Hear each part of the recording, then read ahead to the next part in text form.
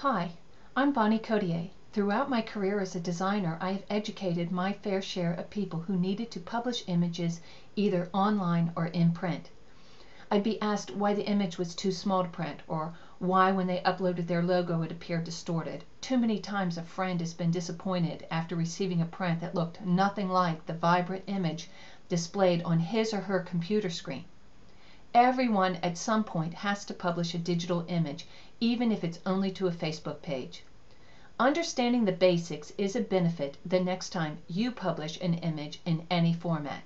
And hopefully this tutorial will also be a valuable educational resource for those of you who, like me, rely on receiving images from non-professionals to get our jobs done.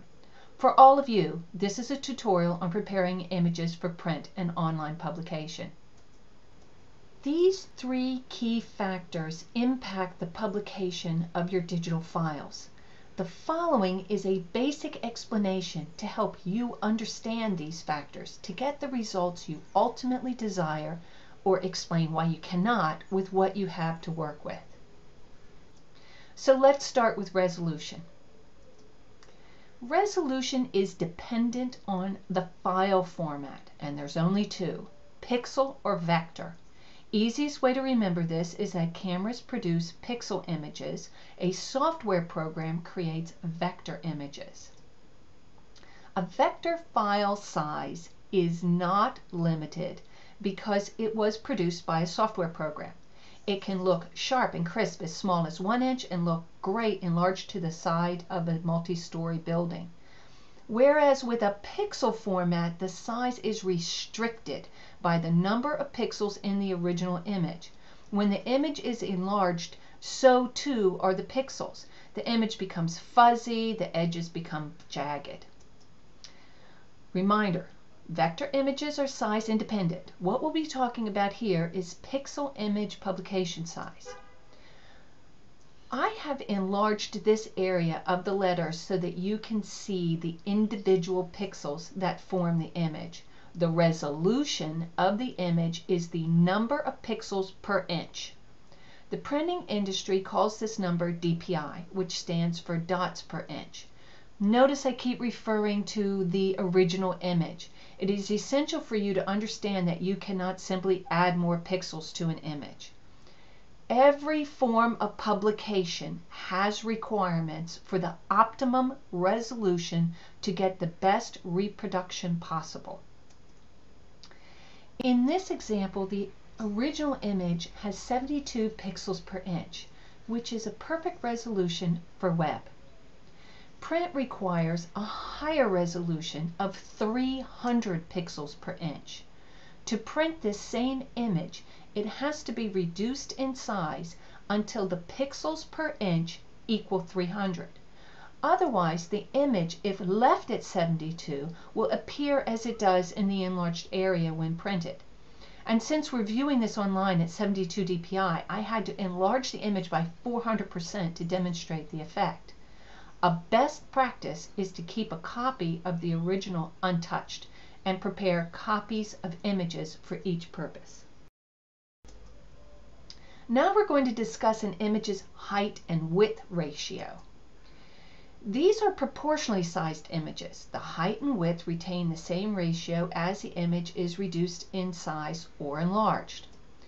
These are not proportionally sized images. The left image, the height is reduced 75%, while the right, it's reduced 75%.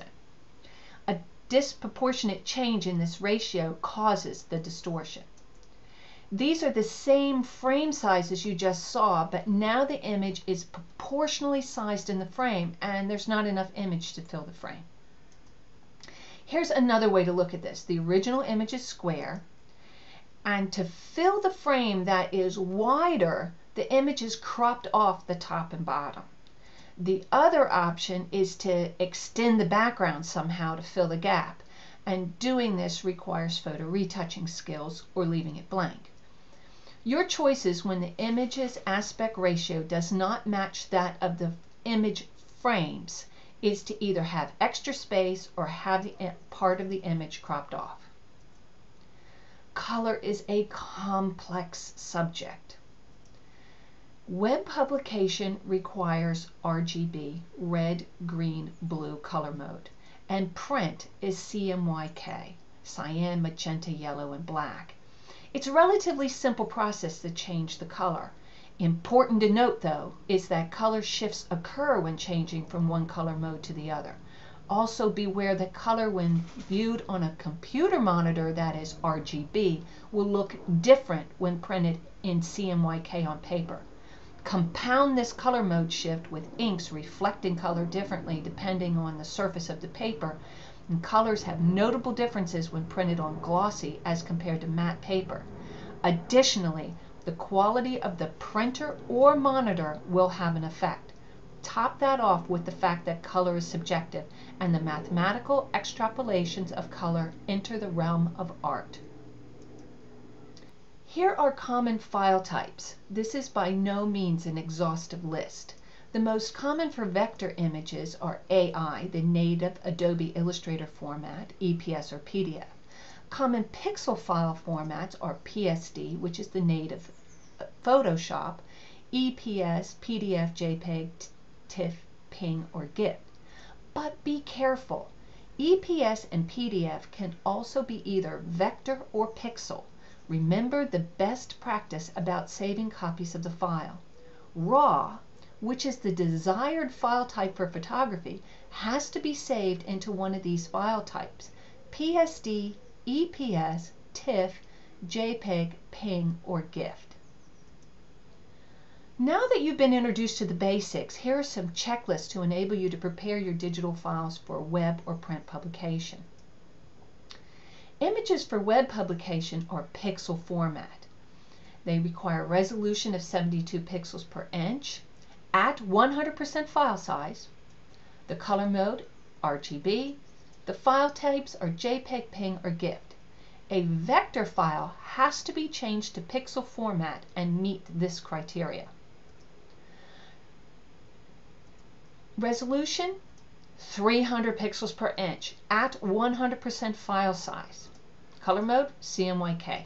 File types, AI, EPS, PDF, PSD, or TIFF. Best practice is to ask either your designer or vendor for the resolution, size, color mode, and file type he or she requires for your project. For example, screen printing on a shirt will have different requirements than the photo wrap for your fleet of trucks. Remember, fonts must be included or outlined. Preparing a document for print or web is beyond the scope of this tutorial, and I strongly recommend consulting a professional designer. I hope you found this tutorial helpful. The written version is in my sketchbook at goldendog.com. You may also leave questions or comments there as well. Thank you.